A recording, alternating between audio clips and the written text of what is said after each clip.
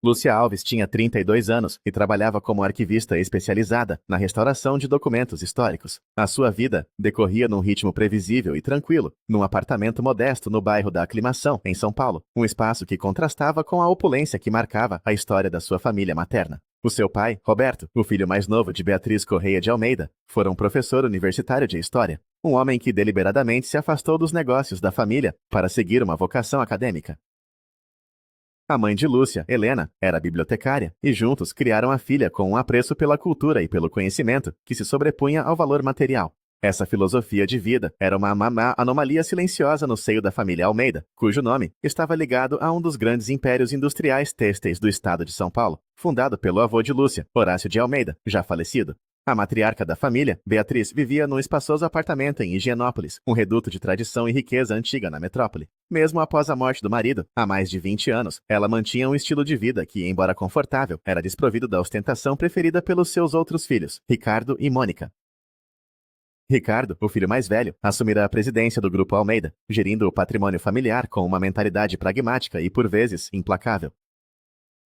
Mônica, a sua irmã, casada com um cirurgião plástico, dedicava-se a uma vida social intensa, onde a aparência e o status eram as moedas correntes. Desde a morte do seu pai, vítima de um ataque cardíaco fulminante quando Lúcia tinha 15 anos, a sua ligação com a avó Beatriz tornara-se o seu principal elo com o lado materno da família. Pelo menos 2 vezes por semana, Lúcia atravessava a cidade para visitar a avó. As suas visitas não eram obrigações sociais, mas sim rituais de afeto e partilha. Sentavam-se na varanda envidraçada do apartamento, com vista para as copas das árvores da Rua Maranhão, e conversavam durante horas. Beatriz, com a sua mente ainda lúcida aos 87 anos, encontrava em Lúcia uma ouvinte atenta para as histórias que os outros membros da família já não tinham paciência para ouvir. Falava sobre a fundação da empresa pelo avô Horácio, sobre as dificuldades dos primeiros anos, sobre a política da era Vargas e sobre as transformações da cidade de São Paulo que ela testemunhara. Lúcia, por sua vez, ajudava a avó a organizar o seu arquivo pessoal. Caixas de fotografias a preto e branco, cartas amareladas pelo tempo, diários antigos. Para Lúcia, aquilo não era uma tarefa, mas um privilégio profissional e pessoal. Ela ensinou a avó a digitalizar os documentos mais frágeis, a catalogar as fotografias com datas e nomes, a preservar a memória da família de uma forma sistemática. Você tem as mãos do seu pai, dizia Beatriz, observando a delicadeza com que Lúcia manuseava um velho álbum de recortes. Ele também via valor nestas coisas que o dinheiro não pode comprar. Essa proximidade, no entanto, era vista com desconfiança pelo resto da família. O tio Ricardo e a tia Mônica, juntamente com os seus filhos Gustavo e Camila, interpretavam a dedicação de Lúcia como uma forma subtil de manipulação. Gustavo e Camila, ambos com formação em administração de empresas no exterior, já ocupavam cargos de direção no Grupo Almeida. Para eles, a escolha de carreira de Lúcia era incompreensível, um desperdício do potencial que o nome da família lhe poderia proporcionar. Arquivista, isso dá dinheiro? Perguntou Gustavo certa vez, durante um raro almoço de família, com um tom que misturava curiosidade e desprezo. Lúcia apenas respondeu que lhe dava satisfação. A tensão latente na família começou a materializar-se de forma concreta 3 anos antes da morte de Beatriz. O catalisador foi a Fazenda Santa Inês, uma propriedade histórica no interior do estado, perto de Itu, que pertencia à família há 4 gerações. A fazenda era o refúgio de verão da infância de Beatriz, um lugar carregado de memórias. Para Ricardo, no entanto, a propriedade era um ativo subutilizado, com altos custos de manutenção. Ele convocou uma reunião de família no apartamento de Beatriz, com a presença de um advogado e de um representante de uma grande construtora. A proposta é excelente, anunciou Ricardo, desdobrando uma planta sobre a mesa de centro da sala. Eles querem comprar a Santa Inês para construir um condomínio de luxo. A valorização da área é imensa. Com o capital levantado, podemos fazer investimentos muito mais rentáveis. Mônica apoiou imediatamente a ideia, falando sobre como a fazenda era de difícil acesso e já não tinha a mesma utilidade de antigamente. Lúcia, que fora informada da reunião na véspera pela própria avó, permaneceu em silêncio, observando a reação de Beatriz. A avó mantinha uma expressão neutra, mas Lúcia notou a forma como os seus dedos tamborilavam, nervosamente no braço da poltrona. E o que a vovó acha disso? Perguntou Lúcia, quebrando o consenso entusiasmado. Ricardo olhou para ela com impaciência. A mamãe entende que é uma decisão de negócios sensata. Nesta idade, ela já não aproveita a fazenda. Foi então que Beatriz falou, com a voz calma mais firme. Eu disse a Lúcia na semana passada que gostaria de passar umas semanas lá na primavera. O ar de lá faz-me bem. Um silêncio constrangedor instalou-se na sala. O representante da construtora pigarreou, visivelmente desconfortável. Mônica lançou um olhar furioso a Lúcia. Lúcia, querida, você deve ter entendido mal. A mamãe sabe das suas limitações. Eu não estou limitada a ponto de não saber o que quero, retorquiu Beatriz, olhando diretamente para Ricardo. A fazenda Santa Inês não está à venda. A reunião terminou abruptamente. O representante e o advogado retiraram-se com desculpas formais. Assim que a porta se fechou, Ricardo virou-se para Lúcia, o rosto vermelho de raiva. O que você pensa que está a fazer? Você não entende nada de finanças, de gestão de patrimônio. Fica a encher a cabeça da minha mãe com sentimentalismos inúteis, que nos custam dinheiro. Eu entendo que a dona da propriedade é ela, e a vontade dela deve ser respeitada, respondeu Lúcia, mantendo a calma. A partir desse dia, a atitude da família para com Lúcia transformou-se de desconfiança passiva em hostilidade ativa. Começaram a excluí-la de eventos familiares sob pretextos variados. Mônica deixou de a convidar para os almoços de domingo. Camila e Gustavo bloquearam-na das redes sociais após Lúcia ter comentado numa foto da fazenda, dizendo que era bom vê-la preservada.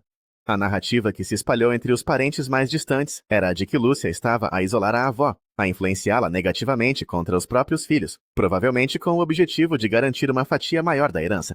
A saúde de Beatriz começou a deteriorar-se visivelmente no último ano da sua vida. Problemas cardíacos e uma mobilidade cada vez mais reduzida tornaram-na dependente de cuidados a tempo inteiro. Ricardo e Mônica usaram a situação para aumentar o controle. Contrataram uma nova equipa de cuidadores e estabeleceram um cronograma de visitas restrito, alegando que era para não cansar a mamãe.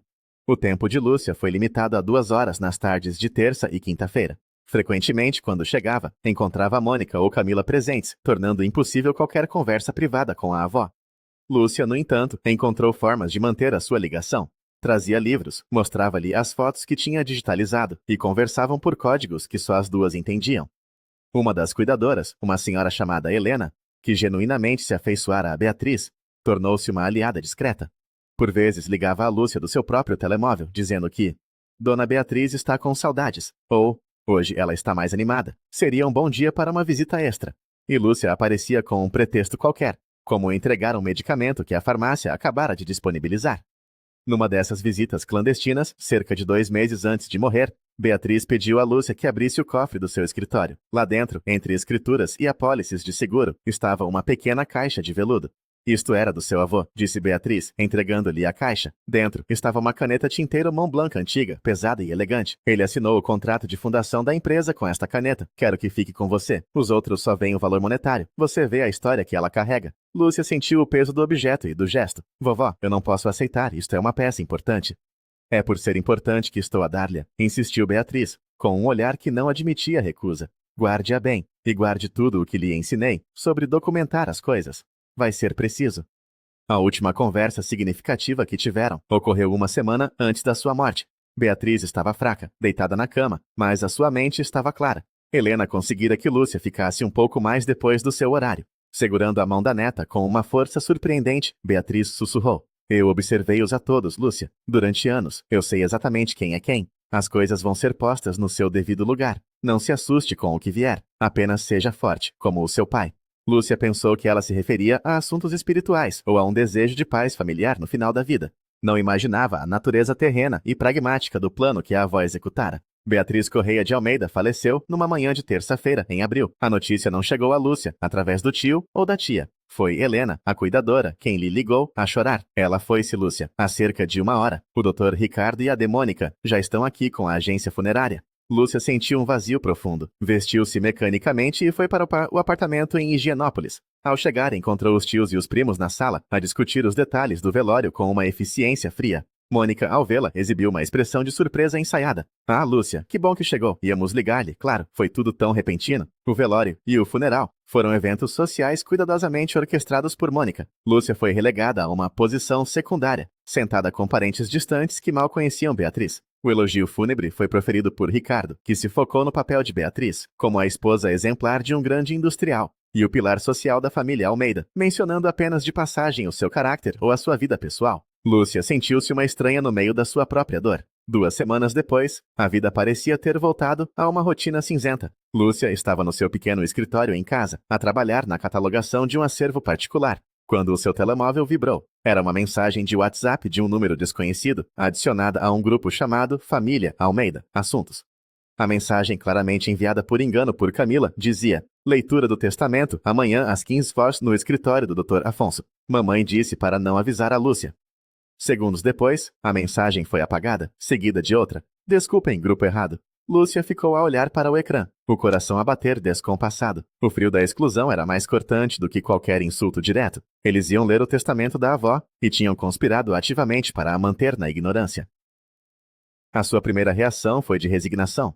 O dinheiro nunca fora o seu objetivo. A sua herança era a memória, as conversas, a caneta tinteiro que guardava numa gaveta. Talvez fosse melhor assim, evitar mais um confronto doloroso, mas as palavras da avó ecoavam na sua mente. Não se assuste com o que vier, apenas seja forte. Beatriz quereria que ela estivesse presente, não por uma questão de ganância, mas por uma questão de respeito à sua vontade final. Na manhã seguinte, Lúcia tomou uma decisão. Ligou para o trabalho e pediu o dia de folga. Escolheu um vestido sóbrio, de linho escuro, um que a avó gostava. Queria parecer digna, não uma litigante. O escritório do Dr. Afonso Mendes, o advogado da família há décadas, ocupava um andar inteiro de um edifício imponente na Avenida Paulista. Ao sair do elevador, Lúcia viu-os a todos reunidos na sala de espera. Ricardo e a sua esposa, Mônica e o marido, Gustavo e Camila. As suas conversas em voz baixa cessaram quando a viram. Mônica foi a primeira a reagir, o rosto uma máscara de incredulidade e desagrado. Lúcia, o que faz aqui? Vim para a leitura do testamento da minha avó, respondeu Lúcia, a voz mais firme do que se sentia. Ricardo deu um passo à frente, interpondo-se fisicamente entre ela e o resto do grupo. Você não foi convidada. Isto é um assunto de família, da família próxima. Eu sou família próxima, retorquiu Lúcia, olhando-o nos olhos. Antes que a discussão pudesse escalar, a porta de uma sala de reuniões abriu-se e o Dr. Afonso Mendes apareceu. Era um homem de 70 anos, com um ar distinto e olhos perspicazes. A família Almeida, por favor, entrem. Ah, Lúcia, que bom que veio. Mônica interveio rapidamente. Doutor Afonso, creio que há um mal-entendido. A presença da Lúcia não era esperada. Nós já conversamos entre nós e chegamos a um acordo sobre a divisão dos bens pessoais para não tomar o seu tempo. Dr. Afonso franziu o sobrolho, uma expressão de genuína confusão. Um acordo, de Mônica, nenhum bem poderia ser distribuído antes da leitura formal do testamento, e quanto à presença da Lúcia não ser esperada.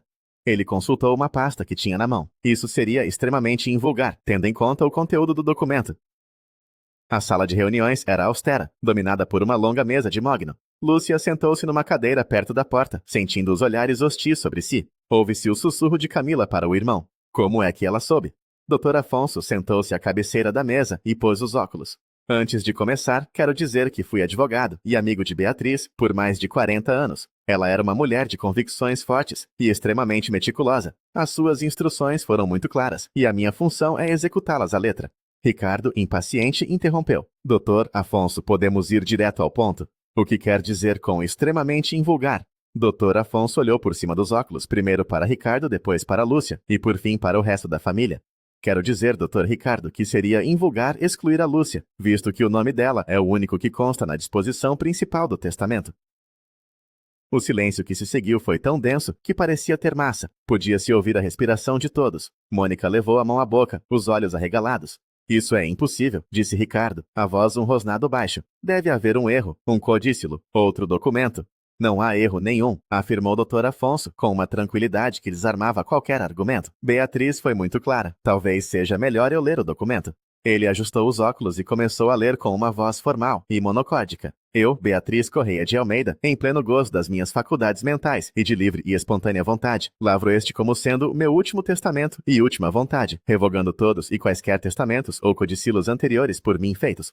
Após os preâmbulos legais, ele chegou à cláusula central. Após longa e cuidadosa reflexão, e tendo observado o comportamento e o caráter dos membros da minha família ao longo dos últimos anos, tomei as seguintes decisões sobre a disposição do meu patrimônio. Nomeio e instituo como minha única e universal herdeira de todos os meus bens, direitos e ações, móveis e imóveis, onde quer que se encontrem, incluindo, mas não se limitando a o apartamento Cito na Rua Maranhão, número 451, em São Paulo, a Fazenda Santa Inês, em Itu, a totalidade das minhas ações no Grupo Almeida S.A., bem como todos os saldos bancários, investimentos, obras de arte, joias e demais bens pessoais. A minha neta, Lúcia Alves, filha do meu saudoso filho, Roberto Alves. Um som coletivo, um arquejo de incredulidade, percorreu a sala. O marido de Mônica deixou cair a caneta que segurava, e o som do plástico a bater na madeira ecoou no silêncio sepulcral. Isto não é legal. Ela estava senil, gritou Mônica, levantando-se. Essa rapariga manipulou-a.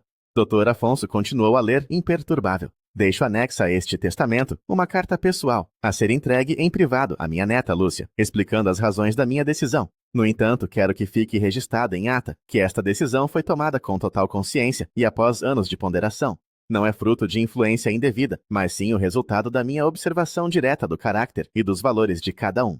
Ele pousou o documento e tirou os óculos. Há mais disposições, mas esta é a principal. Ricardo, pálido, o rosto uma máscara de fúria contida, falou entre dentes. Nós vamos contestar isto. Vamos provar a incapacidade dela. Vamos provar a manipulação. Dr. Afonso abanou a cabeça lentamente. Eu não o aconselharia a seguir por esse caminho. Beatriz antecipou esta reação. E como em tudo na sua vida, ela preparou-se. Ele abriu outra secção da sua pasta. Nos últimos 2 anos, Beatriz submeteu-se a 3 avaliações neuropsicológicas independentes. Temos laudos de 3 dos mais respeitados neurologistas do país, todos atestando a sua plena capacidade cognitiva e a sua aptidão para tomar decisões sobre o seu patrimônio. O último laudo foi emitido há menos de 4 meses. O advogado pegou no envelope selado e entregou a Lúcia. Esta é a carta da sua avó.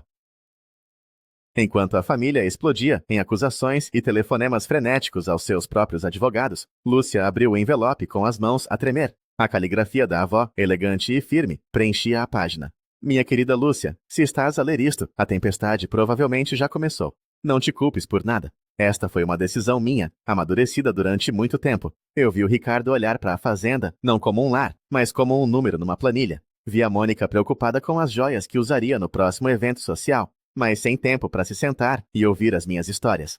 Vi os meus netos, com exceção de ti, cumprirem as suas obrigações familiares, com a mesma paixão com que se preenche um formulário de imposto de renda. Tu, minha neta, vieste porque gostavas da minha companhia. Ouviste-me, cuidaste das minhas memórias e trataste-me como uma pessoa, não como um cofre. O patrimônio dos Almeida não é apenas dinheiro, é uma história de trabalho e valores que se foi perdendo. Confio em ti para seres a guardiã não só dos bens, mas do espírito desta família. Sê forte, eles não vão facilitar, mas eu deixei-te as ferramentas para te defenderes. O teu amigo, Dr. Afonso, sabe de tudo. Com todo o meu amor e confiança, vovó Beatriz. Lúcia ergueu os olhos da carta, as lágrimas a escorrerem-lhe pelo rosto.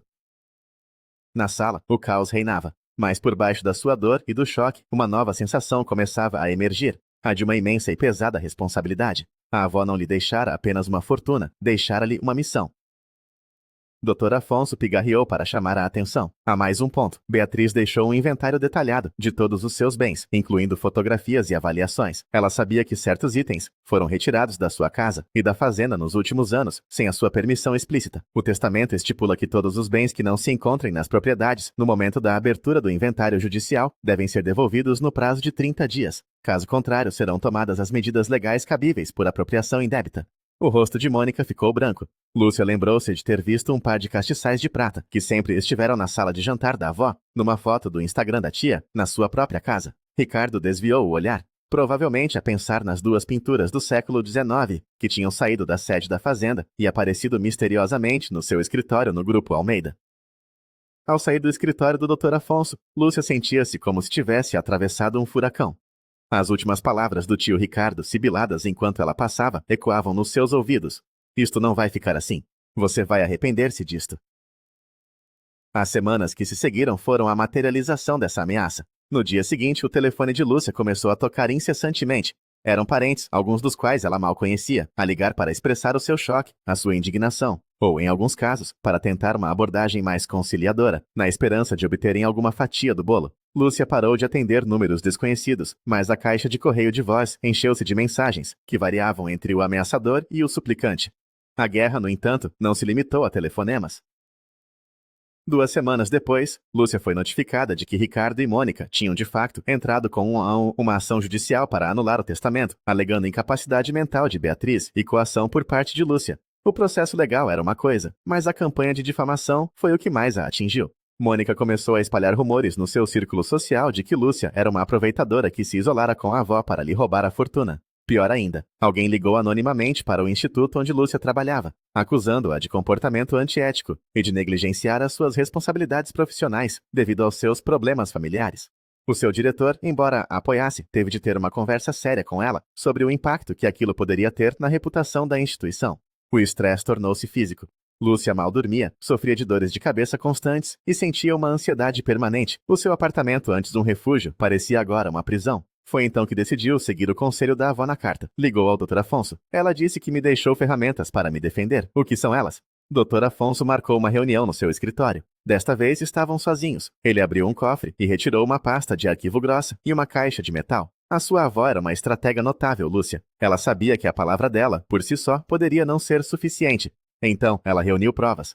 Na pasta estavam cópias de e-mails e cartas trocadas com Ricardo e Mônica, onde as suas intenções puramente financeiras ficavam explícitas. Havia também um diário detalhado, que Beatriz mantivera nos últimos 5 anos. Nele registrava cada visita, o tema das conversas, os pedidos de dinheiro, os comentários depreciativos. Estava tudo lá, com datas e horas. A caixa de metal continha o mais impressionante, vários pendrives e um gravador de áudio digital. A sua avó, com a minha orientação legal, começou a documentar certas interações, explicou o Dr. Afonso. A lei em São Paulo permite a gravação de conversas por um dos interlocutores. Ela gravou várias conversas telefônicas e algumas visitas, e mais. Ele inseriu um pendrive num computador portátil. Ela mandou instalar microcâmeras discretas em algumas áreas comuns do apartamento dela há 1 ano e meio. Na tela, apareceram vídeos. Um mostrava Mônica a passear pela sala enquanto falava ao telemóvel, dizendo a uma amiga: "Não aguento mais vir aqui, mas tenho de marcar presença, senão a Lúcia acaba por ficar com tudo." Outro vídeo mostrava Ricardo a pressionar a mãe para assinar uns documentos de investimento, falando de forma rápida e agressiva, enquanto Beatriz parecia cansada e confusa. Havia também um vídeo de Camila a pegar emprestado um colar de pérolas da caixa de joias da avó, dizendo à cuidadora da altura que a vovó deixou. O colar nunca fora devolvido. Para além disso, Beatriz tinha feito algo que apenas uma pessoa com a orientação de uma arquivista faria. Tinha criado um inventário notarial. Com a ajuda de Lúcia e do Dr. Afonso, ela levaram um notário ao seu apartamento e à fazenda. O notário lavrou uma ata notarial, um documento com fé pública, descrevendo em detalhe cada objeto de valor, com fotografias anexadas. Era uma prova irrefutável do estado do seu patrimônio antes da sua morte.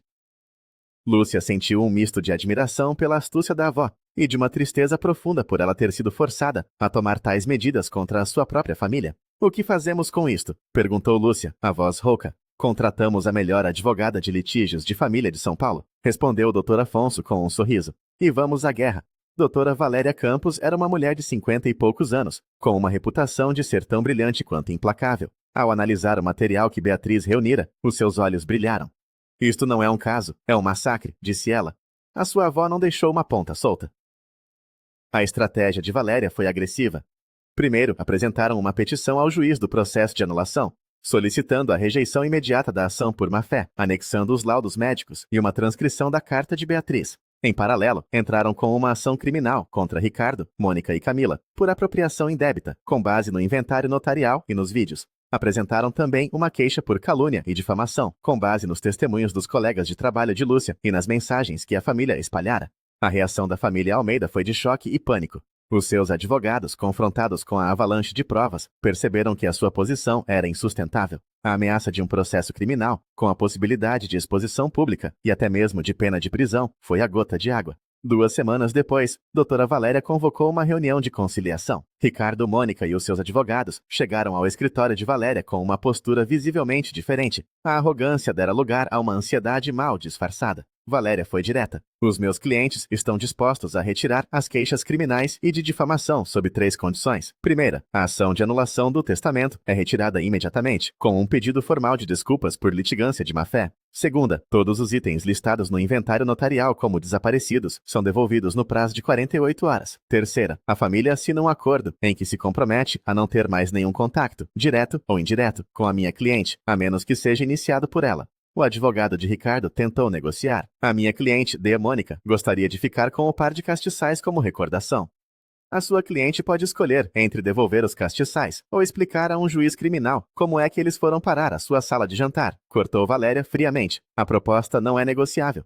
O acordo foi assinado nessa mesma tarde. Nos 2 dias seguintes, uma série de carrinhas de transporte parou em frente ao edifício em Higienópolis. Caixas e móveis foram descarregados e levados para o apartamento de Beatriz, agora de Lúcia, sob a supervisão de um oficial de justiça. Os castiçais de prata, as pinturas, o colar de pérolas, até pequenos objetos de decoração, tudo foi devolvido.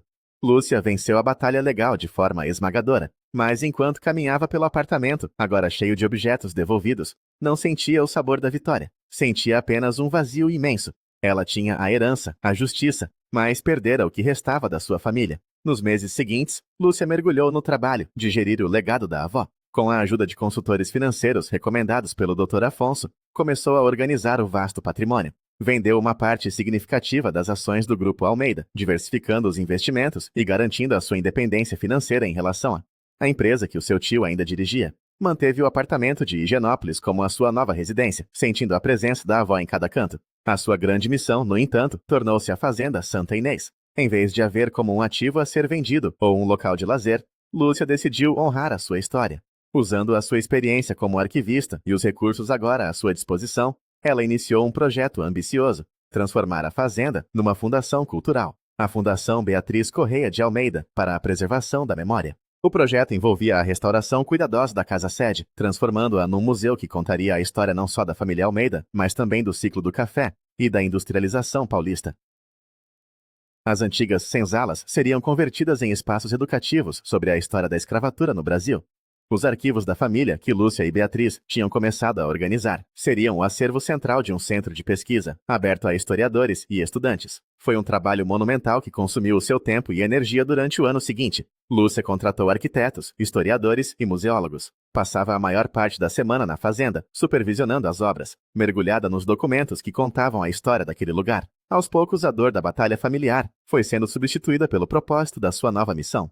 Um ano após a morte de Beatriz, Lúcia recebeu um e-mail inesperado. Era de Gustavo, o seu primo. O tom era formal e direto. Lúcia soube do projeto da Fundação na Fazenda. É uma iniciativa de relações públicas impressionante para o nome da família. O Grupo Almeida gostaria de discutir uma possível parceria, talvez patrocinando uma das alas do museu. Seria benéfico para a imagem da empresa. Lúcia leu o e-mail várias vezes. Não havia um pingo de remorso ou afeto pessoal. Era uma proposta de negócios pura e simples. Gustavo não via uma tentativa de reconciliação, mas uma oportunidade de marketing. A sua primeira inclinação foi ignorar, mas depois pensou na avó, na sua astúcia e no seu pragmatismo. Ela respondeu, também de forma profissional: Gustavo, agradeço o interesse. A fundação é uma entidade independente, mas estamos abertos a propostas de patrocínio corporativo. Por favor, envie um plano detalhado, através dos nossos advogados, para que a nossa diretoria possa analisar. Ela sabia que a diretoria era, por enquanto, apenas ela e o Dr. Afonso, mas a resposta estabelecia uma fronteira clara. A relação deles, se existisse, seria estritamente profissional. Não haveria mais almoços de família constrangedores ou falsas demonstrações de afeto. Numa tarde de outono, enquanto caminhava pelos jardins restaurados da Fazenda Santa Inês,